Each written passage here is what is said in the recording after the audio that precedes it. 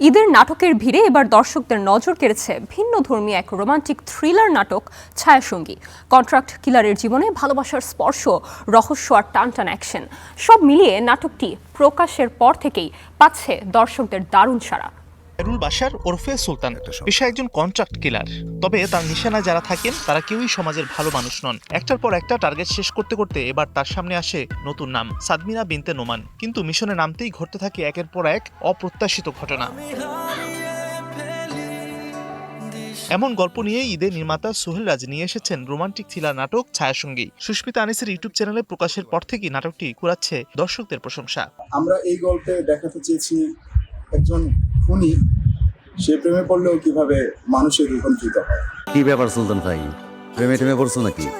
নাটকে রয়েছে একাধিক অ্যাকশন দৃশ্য, আর সেসব দৃশ্যে কোনো ডামি ব্যবহার না করে নিজেই অভিনয় করেছেন খায়রুল বাশার। পরিচালকের ভাষ্য, 103 ডিগ্রি জ্বর নিয়েও বৃষ্টি ভেজা দৃশ্যে কাজ করেছেন তিনি।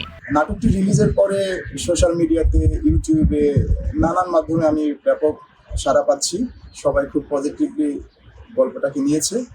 আশা করি আপনারা যারা এখনো দেখেননি তারা দেখবেন, এবং যদি কোথাও কোনো ভুল হয় আমাকে ধরিয়ে দিবেন।